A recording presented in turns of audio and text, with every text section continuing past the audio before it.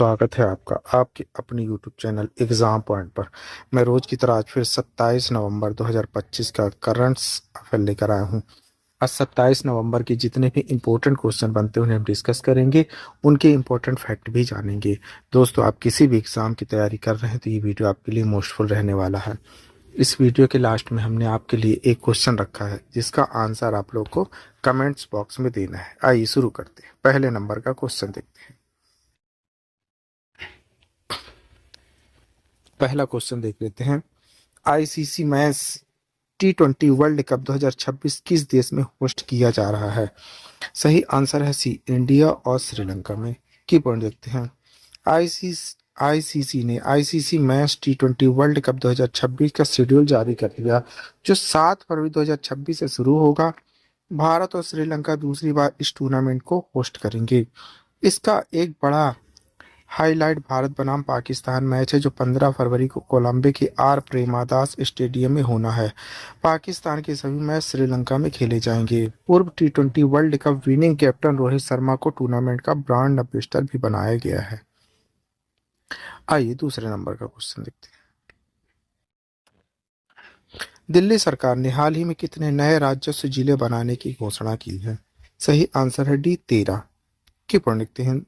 दिल्ली बड़े प्रशासनिक पुनर्गठन की तैयारी कर रही है, क्योंकि सरकार ने राज्य जिलों की संख्या 11 से बढ़ाकर 13 करने की दिशा में कदम बढ़ाया है। दिल्ली कैबिनेट द्वारा सिद्धांत रूप से स्वीकृत इस पुनर्संरचना का उद्देश्य शासन को सरल बनाना, प्रशासन को विकेंद्रीकृत करना, आवश्यक सरकारी सेवाओं को नागरिकों के करीब लाना है। यह बदलाव राजधानी की बदलती जनसंख्या, आवश्यकताओं और तेज अधिक सुलभ सार्वजनिक सेवाओं की बढ़ती मांग को दर्शाता है। आइए तीसरा देखते हैं। 5वें खेलो इंडिया यूनिवर्सिटी गेम के आईयूजी से उद्घाटन कहाँ किया गया है? सही आंसर है सी, जयपुर में। जयपुर कहाँ है? राजस्थान में। की पॉइंट देखते हैं। 5वें खेलो इंडिया यूनिवर्सिटी गेम के आईयूजी के भव्य उद्घाटन 24 नवंबर 2025 को जयपुर के सवाई मानसिंह स्टेडियम में हुआ। यह समारोह भारत की युवा खेल प्रतिभा, राजस्थान की समृद्ध सांस्कृतिक विरासत का उत्साहपूर्ण उत्सव रहा है। राजस्थान के मुख्यमंत्री भजनलाल शर्मा और केंद्रीय युवा मामले एवं खेल मंत्री मनसुख मांडविया ने दीप प्रज्वलित कर खेलों की औपचारिक शुरुआत की। आइए चौथे नंबर का क्वेश्चन देखते हैं। 91 वर्ष की आयु में जिस महान कोरियाई अभिनेता का निधन है, उसका नाम क्या है? सही आंसर है भी, ली सून जे। की पॉइंट देखते हैं। दक्षिण कोरिया ने अपने सबसे प्रतिष्ठित सांस्कृतिक आइकन में से एक महान अभिनेता ली सून जे को खो दिया। 91 वर्ष की आयु में उनका निधन आधुनिक कोरियाई फिल्म, टेलीविजन, रंगमंच जगत के एक स्वर्णिम युग का अंत माना जा रहा है। 7 दशकों से अधिक लंबे करियर में उन्होंने पीढ़ियों को प्रभावित किया और अपनी गहन अभिनय क्षमता, ईमानदारी, अनुशासन और कला के प्रति समर्पण के लिए अमिट छाप छोड़ दी है। आइए आगे बढ़ते हैं। 5वें नंबर का क्वेश्चन देखते हैं। राष्ट्रीय महिला आयोग CNCW ने महिलाओं की सुरक्षा के लिए कौन सा नया 24x7 short helpline number launch किया है? सही आंसर है सी, 14490। ये पढ़ते हैं।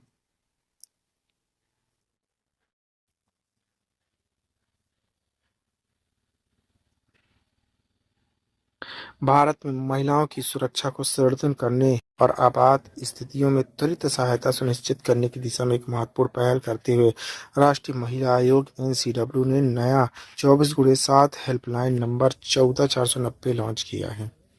यह टोल फ्री और याद रखने में आसान नंबर देश भर की महिलाओं को हिंसा, उत्पीड़न या किसी भी खतरे की स्थिति में तुरंत सहायता प्राप्त करने में मदद करेगा। 14490 एक राष्ट्रीय शॉर्ट कोड हेल्पलाइन है जो 24 घंटे सक्रिय रहती है। यह महिलाओं को सीधे NCW की मौजूदा हेल्पलाइन प्रणाली से जोड़ती है, जिसके माध्यम से वे बच जाएंगी। आइए छठे नंबर क्वेश्चन। भारतीय सेना ने ऑपरेशन पवन के शहीदों को आधिकारिक रूप से श्रद्धांजलि देने की घोषणा कितने वर्षों बाद की है?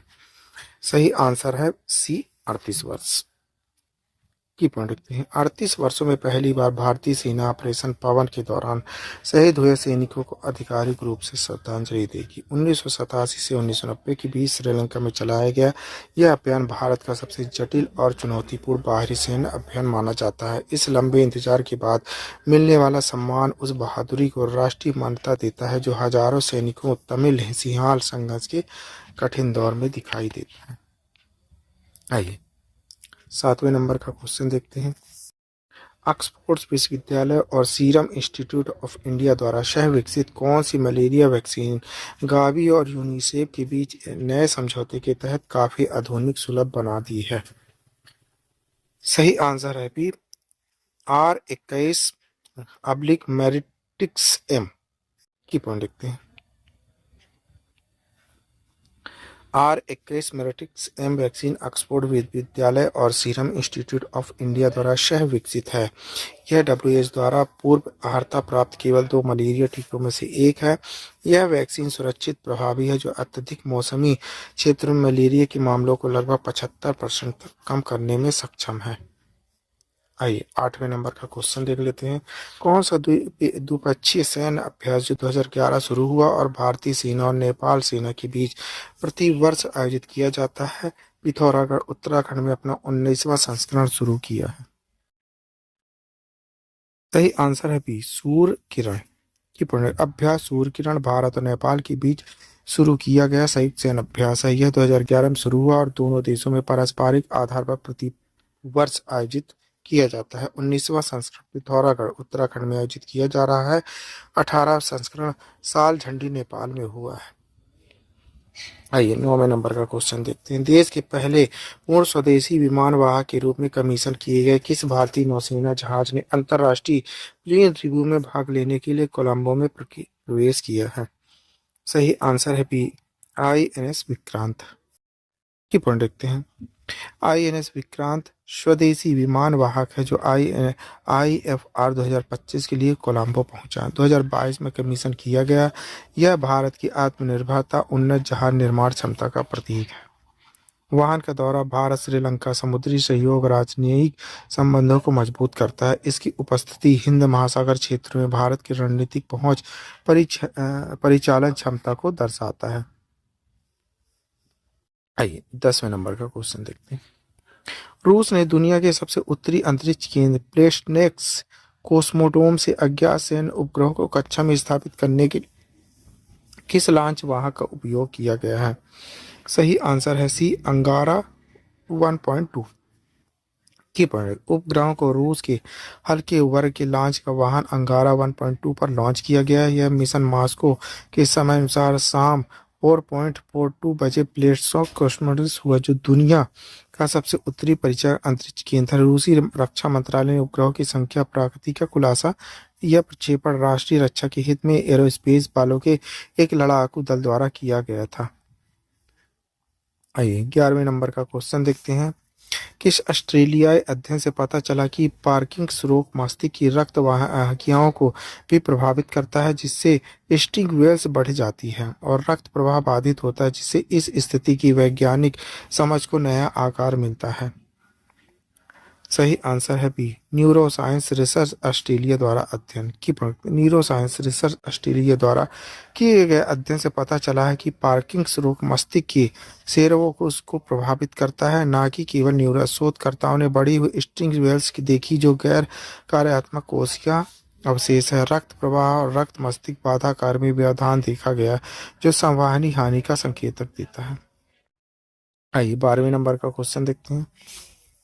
किस पूर्व ब्राजीलियाई राष्ट्रपति को सैन्य तख्तापलट की साजिश रचने 2022 के चुनाव परिणामों को पलटने की कोशिश करने के लिए 27 साल और 3 महीने की जेल की सजा सुनाई गई है?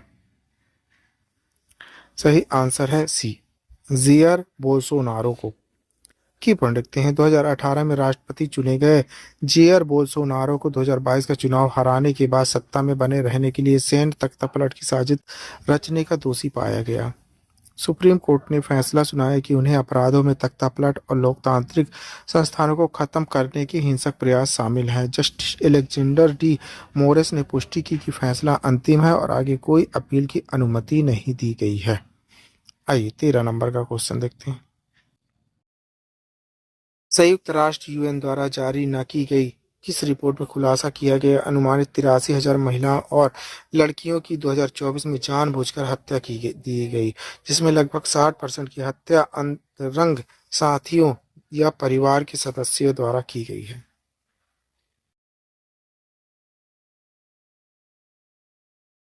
सही आंसर है B, UNODC UN women females right reports 2025 की पढ़ रखते हैं। UNODC union women femicides report 2025 का अनुमान है कि 2024 में 83,000 महिलाएं और लड़कियों की जानबूझकर हत्या की गई। इन हत्याओं में से लगभग 60% अंतरंग साथियों या परिवार के सदस्यों द्वारा की गई। रिपोर्ट में साइबर स्ट्रेनिंग और छवि आधारित हिंसा जैसे प्रौद्योगिक सक्षम दुर्व्यवहार के कारण बढ़ते जोखिम पर जोर दिया गया। निष्कर्ष मजबूत वैश्विक कार्रवाई, बेहतर कानून और बेहतर उत्तरजीवी सहायता सेवाओं का आह्वान करते हैं। आइए 14 नंबर का क्वेश्चन देखते हैं। सैयद मुश्ताक अली ट्रॉफी भारत की प्रमुख घरेलू पुरुष टी20 क्रिकेट प्रतियोगिता है। सही आंसर है सी, सैयद मुश्ताक अली ट्रॉफी की पॉइंट देखते हैं। सैयद मुश्ताक अली ट्रॉफी भारत की प्रमुख घरेलू पुरुष टी20 प्रतियोगिता है। 2025 संस्करण 2007 में टूर्नामेंट शुरू होने के बाद से 18वां सीजन है। टूर्नामेंट 38 सीटें एलिट ग्रुप में 32 प्लेट ग्रुप 61 तमिलनाडु 3 प्रमुखों के साथ टूर्नामेंट इतिहास में सबसे सफल टीम है। आइए 15 नंबर का क्वेश्चन देखते हैं। टोक्यो डेफलिक्स में भारत के लिए सबसे सफल एथलीट कौन बने जिन्होंने 2 स्वर्ण और 2 रजत सहित कुल 4 पदक जीते हैं। सही आंसर है बी, महिम संधू की पढ़े। महिम संधू ने कुल 4 पदक जीते, जिसमें 2 स्वर्ण और 2 रजत पदक शामिल हैं। उन्होंने राइफल पिस्टल दोनों श्रेणियों में अन्य निशानेबाजों से बेहतर प्रदर्शन करते हुए भारत की पदक चार्ट में शीर्ष स्थान हासिल किया। उनके प्रदर्शन ने टोक्यो में भारत के 16 पदकों के समग्र रैली में महत्वपूर्ण योगदान दिया। उनकी उपलब्धियों ने भारत को शूटिंग अनुशासन में हावी होने में मदद की। 39 में से 16 पदक हासिल किए। आइए लास्ट क्वेश्चन देख लेते हैं। 16 नंबर, पंजाब के किन 3 शहरों को जिनमें से प्रत्येक 5 तख्तों में से 3 पवित्र शहर का दर्जा दिया गया है। सही आंसर है ए, अमृतसर, तालवंडी, साबो, अनंतपुर साहिब की पवित्र शहर घोषित किए गए 3 शहर अमृतसर, 4 दीवारी शहर, तालवंडी, साबो, भटिंडा और श्री आनंदपुर साहिब रोड पे। इनमें से प्रत्येक शहर 5 सिख तख्तों में से एक जुड़ा है। इसका गहन आध्यात्मिक महत्व है। अब इन शहरों में मांस, शराब, तंबाकू और अन्य नशीले पदार्थ पर प्रतिबंध लागू रहेगा। यह प्रस्ताव श्री गुरु तेग बहादुर के 350वें शहादत दिवस के अवसर पर विधानसभा के एक विशेष सत्र के दौरान पारित किया गया था। आइए आपके लिए प्रश्न है, इसी प्रश्न का आंसर आप लोगों को कमेंट्स बॉक्स में देना है। क्वेश्चन देखते हैं। चुनाव आयोग द्वारा 12 राज्यों में केंद्र शासित प्रदेशों में चलाए जा रहे विशेष गहन परीक्षण एसआईआर के दूसरे चरण का मुख्य उद्देश्य क्या है। नए मतदान केंद्र स्थापित करना, मतदाता सूचियों का सत्यापन अद्यतन करना, चुनावी खर्च की जांच करना, मतगणना प्रक्रिया में सुधार करना। दोस्तों इस क्वेश्चन का आंसर आप लोग को कमेंट्स बॉक्स में देना है। क्वेश्चन का आंसर आप लोग कमेंट्स बॉक्स में जरूर दीजिएगा, भूलिएगा नहीं। आप पढ़ रहे हैं 27 नवंबर 2025 का डेली करंट अफेयर। दोस्तों आप किसी भी एग्जाम की तैयारी कर रहे हैं तो ये वीडियो आपके लिए मोस्टफुल रहने वाला है। इस वीडियो की पीडीएफ डाउनलोड करने के लिए आप हमारे टेलीग्राम चैनल एग्जाम पॉइंट पर जाकर वहां से पीडीएफ डाउनलोड कर सकते हैं। Thank you for watching my video. इस वीडियो को ज़्यादा से ज़्यादा शेयर करें, लाइक करें, कमेंट करें।